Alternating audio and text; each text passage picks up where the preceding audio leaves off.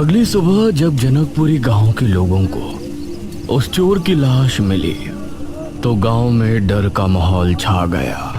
मुझे जल्दी गिरधर बाबा को इसके बारे में बताना होगा।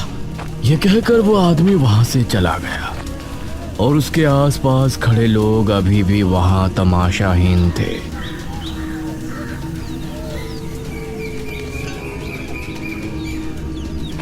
कुछ देर बाद वो आदमी अपने साथ एक बाबा को लेकर आया जिसने पूर्ण रूप से काले वस्त्र धारण किए हुए थे। बाबा ने लाश को ठीक से देखा और बोले, हे भगवान, ये किस तरह की मौत हुई है? ऐसा लगता है इसके शरीर से सारा खून चूस लिया गया हो, लेकिन शरीर पर एक भी घाव नहीं है। ऐसा काम ना कोई जानवर कर सकता है ना इंसान। तो कौन हो सकता है बाबा? जरूर इसका संबंध बेरमपुर से है। जब से वो लोग यहाँ आकर गुफा से ताबूत उठाकर लाए हैं तभी से हमें कुछ अनहोनी होने का एहसास हो रहा था। इस तरफ दिल्ली में इशिता और मेघना अपनी लैब में थे। इशिता के हाथ में कांच की एक बोतल थी जिसके अंदर मृत्युंजय अमृत था। चलो अब इसका टेस्ट करते हैं।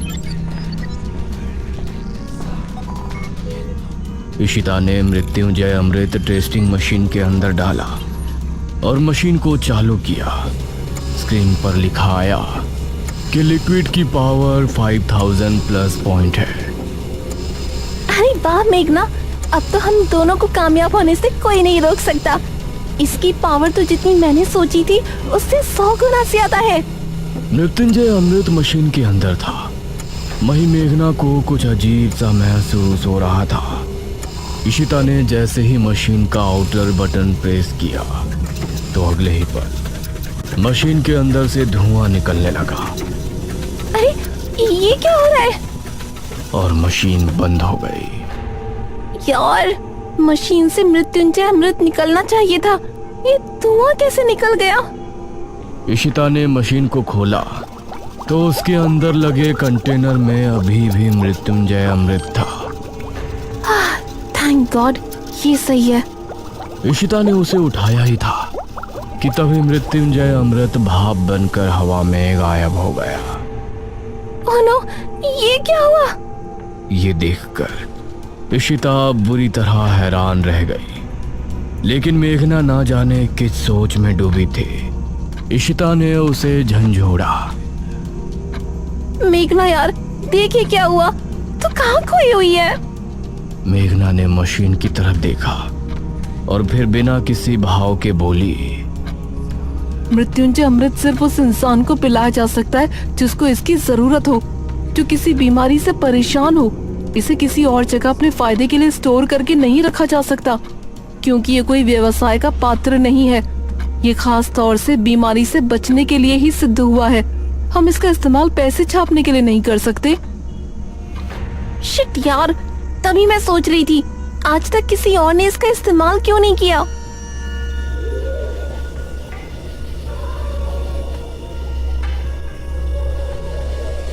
ये दोनों शाम होने पर अपने घर पहुंचे। इशिता के चेहरे पर परेशानी के भाव दिख रहे थे। वहीं मेघना को अजीब सी बेचैनी हो रही थी। तभी इशिता ने खाना लगाया और टीवी ऑन किया।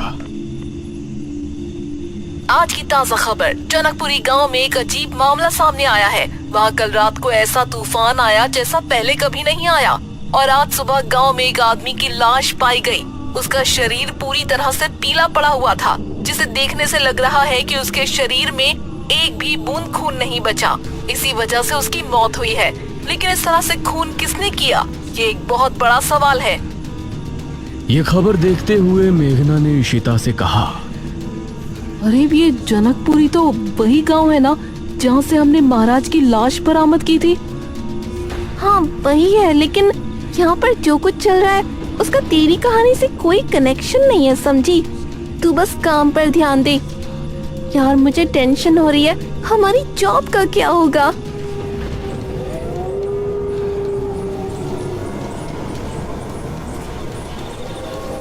रात करीब 1 बजे दमयंती उसी गुफा में ध्यान मग्न बैठी थी।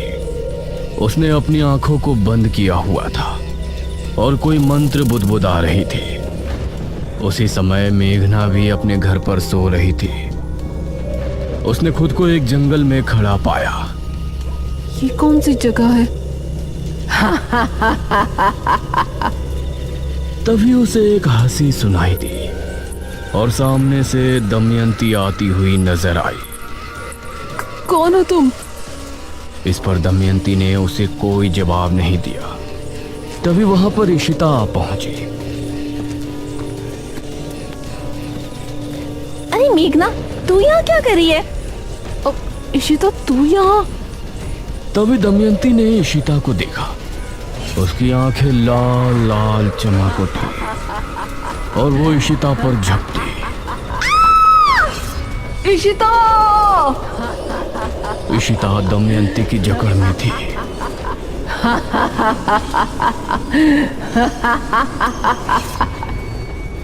मेघना, उठना, क्या हुआ तुझे? मेघना नींद से जागी। तू पूरी तरह पसीने से भीगी है।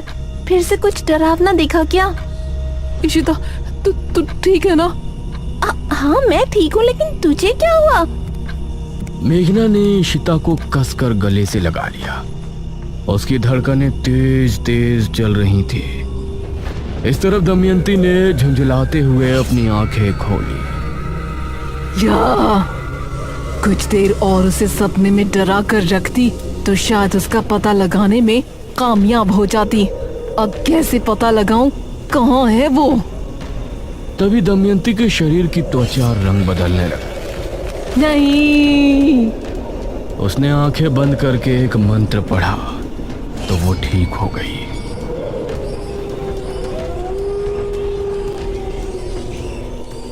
कुछ देर बाद एक लड़का रोड से गुजर रहा था। यार, आज तो पार्टी में मजा ही आ गया।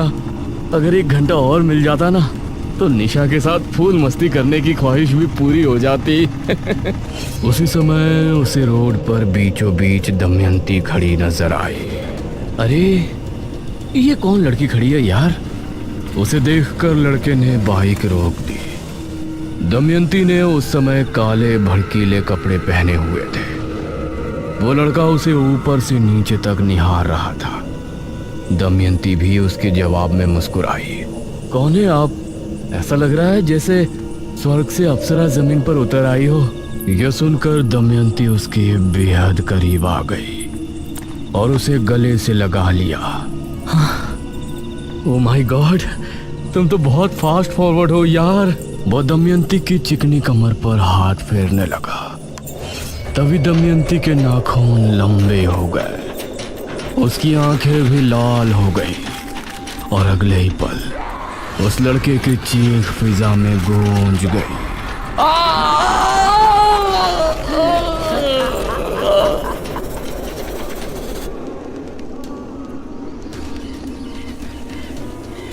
अगली सुबह बेरमपुर के द्वार पर जनकपुर के बाबा खड़े थे।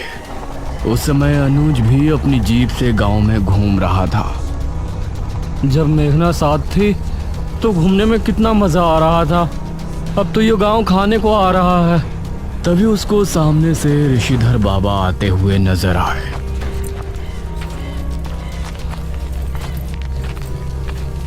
अरे तांत्रिक महाराज, प्रणाम। प्रणाम बेटा, तुम मुझे जानते हो? तांत्रिक महाराज, मैं अनुज हूँ, मुखिया जी का बेटा। क्या आप मुझे भूल गए?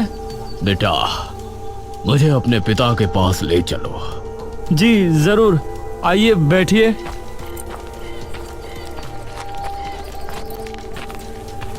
अनुज ने ऋषिधर बाबा को जीप में बैठाया और घर लेकर पहुंचा।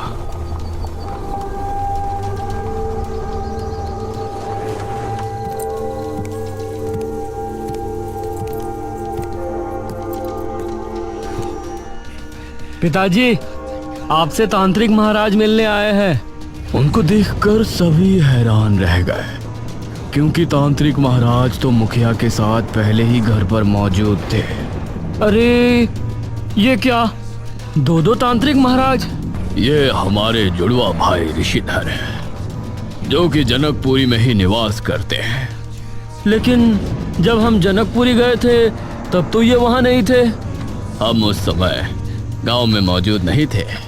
कहो ऋषिधर, कैसे आना हुआ? भैया, बहुत बड़ी समस्या आ गई है।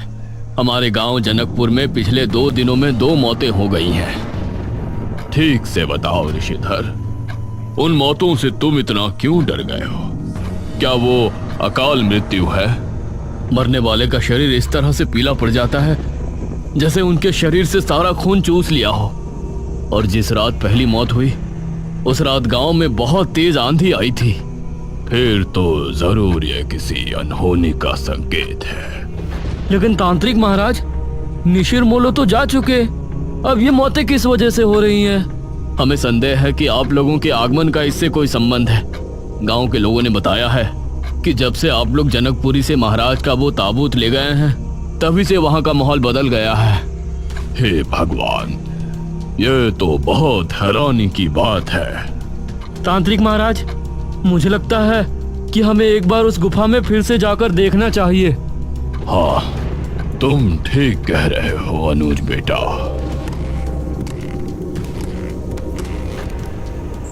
ये सभी उसी समय जनकपुरी की गुफा में पहुंचे।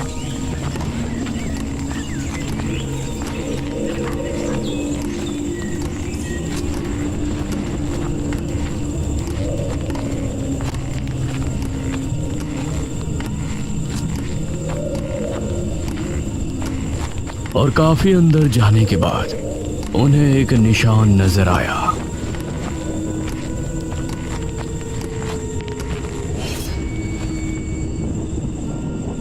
यहीं से हमने उसे उठाया था। यह उसी का निशान है। अनुज ने आगे की तरफ देखा। हाँ महाराज, लेकिन गुफा अभी भी खत्म नहीं हुई है। आइए अंदर चलते हैं। ये सभी अब उस गुफा के अंदर और आगे बढ़े।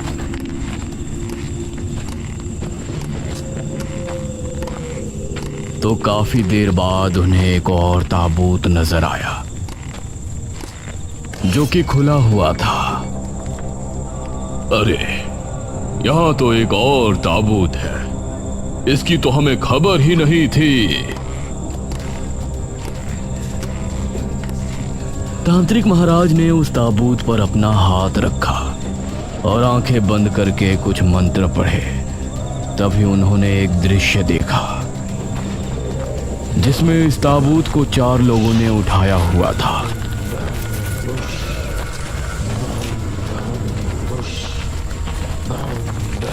इस ताबूत को इसी गुफा के अंदर रख देते हैं। यहाँ पहले से ही एक ताबूत और रखा है।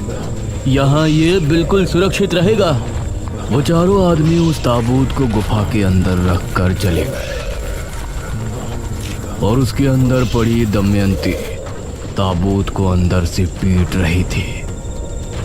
खोलो मुझे, बाहर निकालो। मेघालय, मैं तुझे छोड़ूंगी नहीं। इतना देखने के बाद तांत्रिक महाराज ने आंखें खोली। अनर्थ हो गया। क्या हुआ तांत्रिक महाराज? बहुत ही अजीब बात है। जब इस गुफा में महाराज की लाश को रखवाया जा रहा था, तो पहले ही दमयंती की लाश इस ताबूत के अंदर यहाँ मौजूद थी। और उस दिन हम सभी इस गुफा में मेघना के साथ महाराज का शरीर लेने आए, तो उसके गुफा में कदम रखने की वजह से दमयंती जाग उठी। मतलब दमयंती ही है जो लोगों को मार रही है। हाँ, और हमें यकीन है कि अब वो अपना प्रतिशोध लेने की पूरी कोशिश करेगी। हम सबकी जान और खास तौर से मेघना की जान को बहुत खतरा है। अरे नहीं, लेकिन हम इस बात की जानकारी मेघना को कैसे देंगे? हमें तो उसका ठिकाना भी नहीं मालूम। अनुज अब बहुत परेशान हो गया। यार, अब तो समझो हमारी जॉब चली गई। ना ही वो एंटीडोट बनेगा, ना ही कभी हमारा प्रमोशन होगा। मेघना को इस बात में कोई रुचि नहीं थी। वो अब भी अपने उस सपने के बारे में ही सोच रही थी।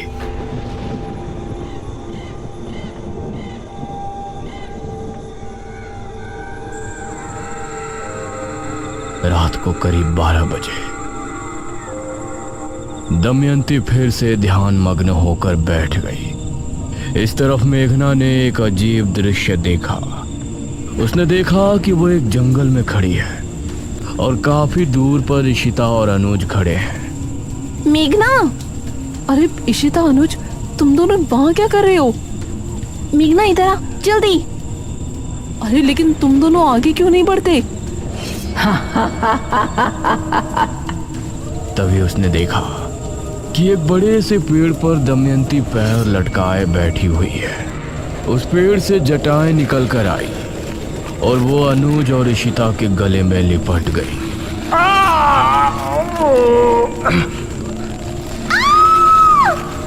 वो दोनों कसमसाने लगे।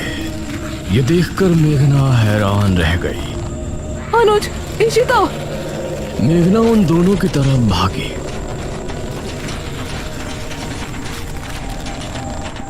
लेकिन तभी उन दोनों के शरीर ने हरकत करना बंद कर दिया और मेघना चीखते हुए नींद से जाग उठी। अनुज! अरे क्या हुआ तुझे? अब क्या देख लिया? इशिता, अनुज और तेरी जान खतरे में है। मुझे बहुत बुरे बुरे सपने आ रहे हैं। अरे मैं एकदम मस्त हूँ यार, तू बेवजह क्यों स्ट्रेस ले रही है? हम जो बेरमपुर में देख कर आए हैं वही सब तेरे दिमाग में घूम रहा है और इसके पीछे कोई रीजन नहीं है। नहीं, ये इत्तेफाक नहीं हो सकता। हम लोग सुबह ही बेरमपुर जाएंगे बस। इशिता समझ गई थी कि अब उसे फिर से बेरमपुर जाना पड़ेगा।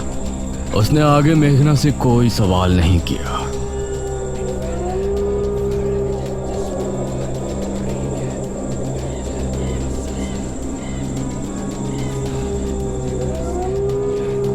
इस तरफ जनकपुरी में एक आदमी बड़बड़ाता हुआ घर को लौट रहा था। बेवफा, मुझे सिर्फ लूटने के लिए आई थी मेरे घर पर। पहले प्यार का नाटक किया और फिर शादी। उसके बाद सब कुछ लेकर अपने प्रेमी के साथ फरार हो गई।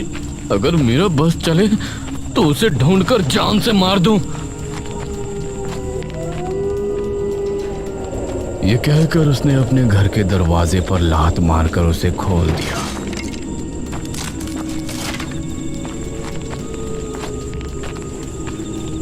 और फिर अंदर जाकर एक गिलास पानी पिया। सामने दीवार पर उसकी बीवी की तस्वीर लगी थी। मंगला, तू बस एक बार मुझे मिल जा, सिर्फ एक बार। ये कहकर उसने गिलास को जमीन पर दे मारा और अपने कमरे में पहुंचा। उसने जैसे ही दरवाजा बंद किया तो उसे बिस्तर पर एक लड़की लेटी नजर आई। अरे कौन है ये? कहीं मैं सपना तो नहीं देख रहा? तभी उस लड़की ने उसकी तरफ करवट ली तो वो दमयंती ही थी। दमयंती का आकर्षण देखकर उस आदमी की आंखों में वासना उभर आई। ये सब सच है प्रिय? अब कौन हो तुम? मैं कौन हूँ ये तो तुमको दिख ही रहा होगा। एक खूबसूरत जवान लड़की। आओ मेरे पास, आओ ना। ये सुनकर उस आदमी से खुद पर काबू नहीं हुआ। वो झट से दमयंती के पास पहुंचा। दमयंती ने उसे कसकर खुद से चिपटा लिया और तभी उस आदमी की चीख घर के बाहर तक गूंज गई।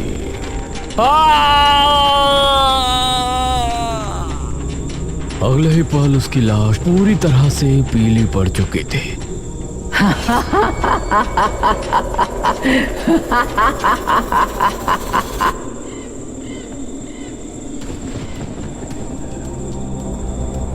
अगली सुबह इशिता और मेघना दोनों फिर से बेरमपुर के लिए निकल गए। मेघना, तू वहाँ जाकर ठीक तो कर रही है ना? कहीं पिछली बार की तरह हम कोई बड़ी मुसीबत में ना फंस जाएं। मुझे वहाँ जाना ही पड़ेगा। तू और अनुज दोनों मेरे दोस्त हो। अगर तुम दोनों को कुछ हो गया तो मैं भी जिंदा नहीं रह पाऊंगी। मेघना की बातें इशिता के सर के ऊपर से जा रही थी।